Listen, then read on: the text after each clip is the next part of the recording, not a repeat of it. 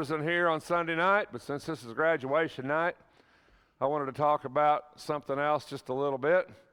I wanted to talk about a child king. You know, when you're young, I don't know, when I graduated, I thought I was going to change the world, and it didn't really happen. But, you know, sometimes the world changes us. We don't change the world, unfortunately. But, you know, when you're young, you got a lot of potential. You do, to change a lot of things. And I guess when you're at that stage in life, maybe you need to try to decide, you know, what you're going to do with that. Whether you're going to serve yourself, whether you're going to serve other people, whether you're going to really change things, or whether you're just going to exist. I think we all maybe go through those stages in our life. I don't know. But I hope that you aspire to do something with your life, something that changes the people around you, something that I hope you make a difference. You know, I mean, I guess that's the best a guy can hope for in life, is to make a difference. I think sometimes when you're young, you think you want to change the world, and some people do. Not very many, but a few. But sometimes I think you need to be content with changing the world that's around you, the people that you come in contact with.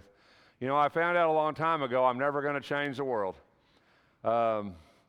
Maybe I just missed out on that. I don't know. Took the wrong turn somewhere down the line. I'm not sure what happened, but I know that's not going to happen. I know the world is going to spin on without me, and when I'm gone, the world will continue to spin on, and that's just kind of life, isn't it? But I hope in my life I have changed the people that are around me, the people that I can influence, the people that I can do something with, and I hope maybe in your life you have that impact on the people that are around you. There was a king in Israel. There weren't very many good Judah kings. There were almost none. But there were a couple. And Josiah, he was one of those guys. But the unique thing about Josiah is that when he became king, he was 8 years old. And that's always been astounding to me. In 2 Kings 23, it talks about him. It says, "Before him there was no king like him, who turned to the Lord with all his heart, with all his soul, and with all his might, according to all the law of Moses. Nor did any like him arise after him." You know, that's a pretty good tribute to a person, isn't it? That you were unique in the world, that there was no other king like that king, no other person like that person. You know, in life, there will never be another you. I say that all the time, because it's true. There will never be another you. And that amazes me. And I guess the reason I say that is because I think of all the billions of people in the world, you know, all the billions of people that exist now. Think of all the, however many, I don't know the term for that, the myriads, I guess, of people that have existed to get us to this point. And in all that time in history, there'd be nobody else that's just like you. And that's an amazing thought, isn't it? And Josiah was one of those guys that was unique in his own right. In 2 Chronicles, it says Josiah was 8 years old when he became king, and he reigned 31 years in Jerusalem.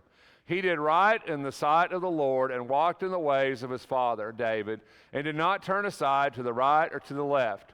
For in the 8th year of his reign, while he was still a youth, he began to seek the God of his father David. And in the 12th year, he began to purge Judah and Jerusalem of high places, the Ashram, the carved images, and the molten images. They tore down the altars of the Baals in his presence, and the incense altars that were high above them he chopped down. And also the Ashram, the carved images, the molten images, he broke in pieces and ground to powder and scattered on the graves of those who had sacrificed to them. Then he burned the bones of the priests on their altars and purged Judah and Jerusalem in the cities of Manasseh, Ephraim, and Simon, even as far as Nepalti, and their surrounding ruins. He also tore down the altars and beat the Ashram and the carved images into powder and chopped down all the incense altars throughout the land of Israel. Then he returned to Jerusalem. You know, that's pretty impressive for a 12-year-old, I would say, and to start when you were 8. But it says at 8 years old, he did amazing things, didn't he? In the 8th year of his reign, when he was 16, just 16 years old, he began to seek the God of his father David. That's amazing. In the 12th year, he did all these things. You know, we underestimate sometimes the power of youth. And when I see Josiah, when I was thinking about our graduates tonight, there's one thing that kept coming in my head. There's one thing I would say. Don't be the one who comes back. And I don't know if you know what that means, but you know, sometimes when you're young and you take off and the world's in front of you and it seems like you're going to live forever, because when you're young, you think you're going to live forever, and you think that you're invincible. You think that nothing bad's going to happen to you. You see the world differently. And sometimes when you do that, instead of you changing the world changes you. And the world draws you away from what you know to be true, and draws you away from God, and draws you into things that you shouldn't be involved in. And in all my time preaching over the years, I can't tell you how many people have come back to the Lord because they drifted into the world. They got into things, they did things, and they come back. And they said, I wish I'd never left. But I got off in the world and I did the things of the world, and now, you know, there's problems in my life and things aren't good, and now I want the Lord back. I want to come back to the Lord. And I think when I look at Josiah, and the reason I thought about him tonight is that he's not a person who came back. He never left. And I just think that's impressive. You know, it says to keep the Lord in your life, your whole life. Never to leave him, never to forsake him, never to turn your back on him. The Lord carries us through the most difficult times of our life, but also through the most joyous times of our life. Life is just sweeter when you've got the Lord in your life. And I don't want you to be the person who comes back. I want you to be the person who never leaves. The Bible says, train up a child in the way, and I always read that when I was a kid, because I always knew these people that went off and did their own thing, and then later in life they came back to the church. And I always read that. It said, train up a child in the way he should go, and even when he's old, he shall not depart from it. And I always thought that's what it meant. You know, train up your children the way they go, then they take off and do their own thing, and then when they're old, they come back. But then I figured out the original language doesn't say that. It says, train up a child in the way they should go, and even when they're old, they will not depart from it. The idea is not to leave. And I think when you look at Josiah, that's something you see in him.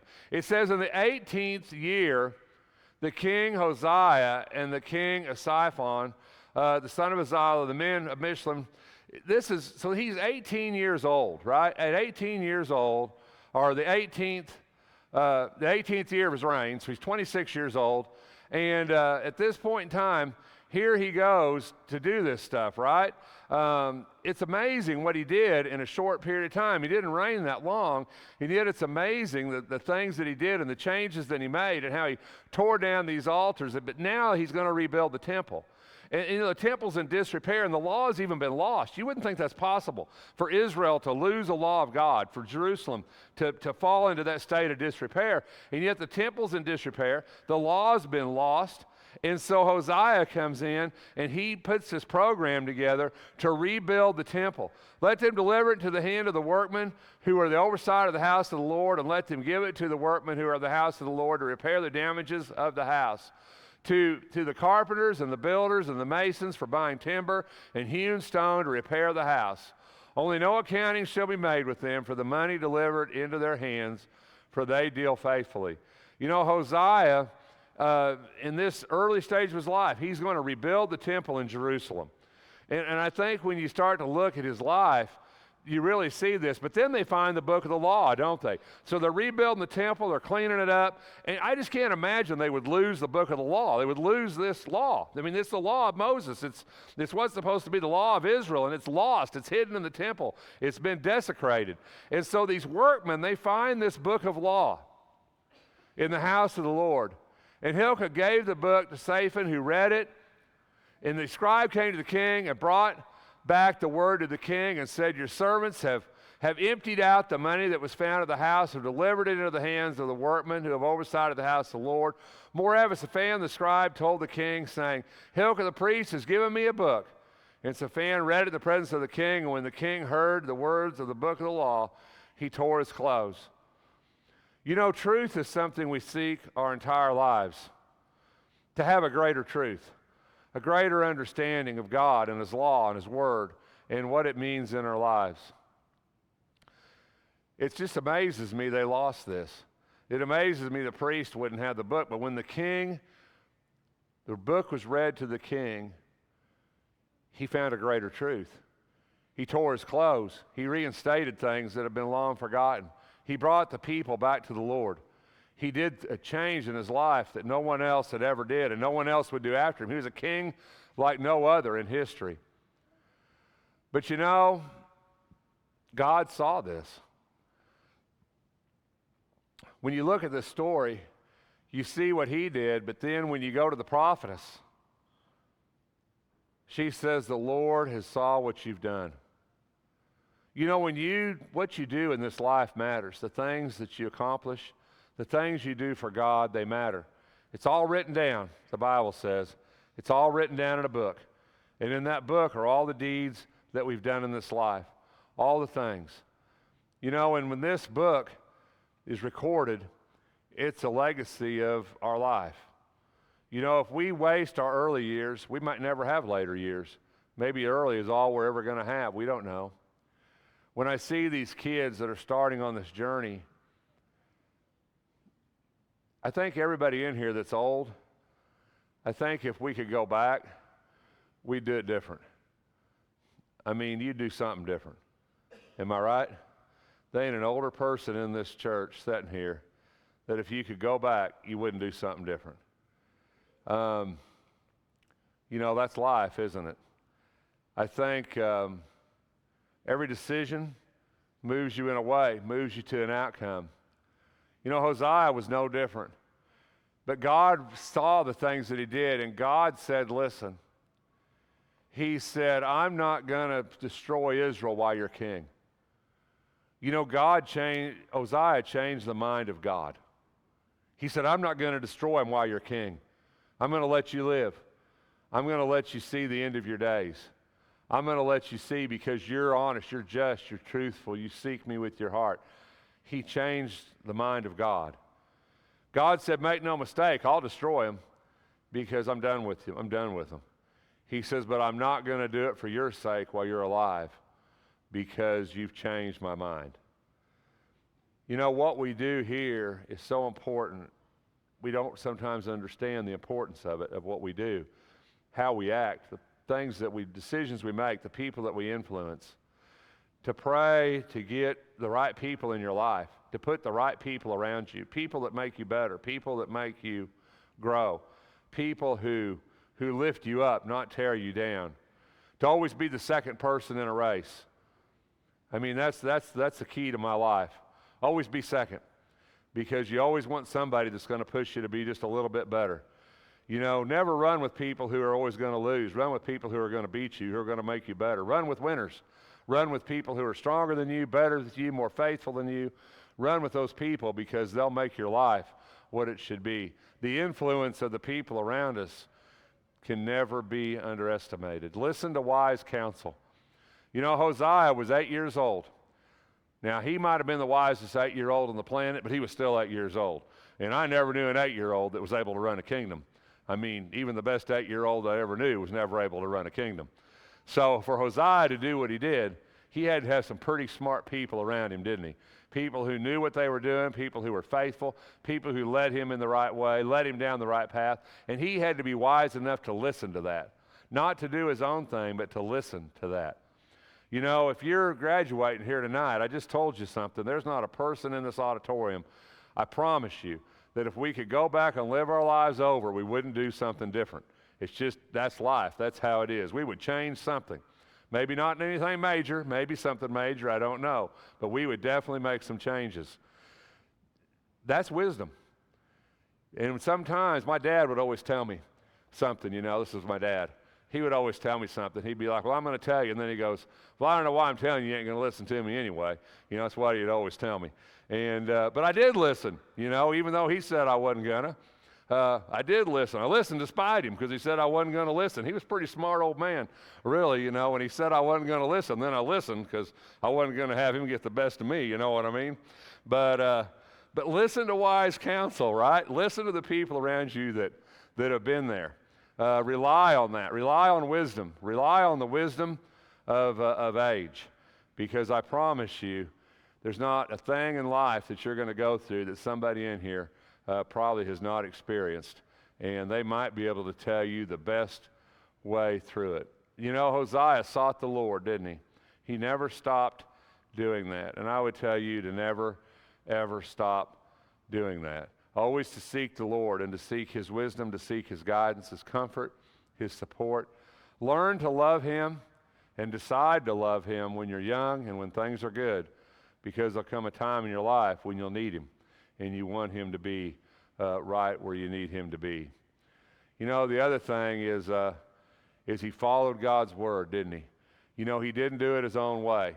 He did it God's way. He followed what God said to do, and because of that, he not only changed his life, but he changed the life of so many people that he was around. You know, you're going to be an influence to the people around you, whether it's good or bad. You're going to influence them in some way. And the only question you have to ask yourself is, what kind of influence are you going to be? Choose your companions.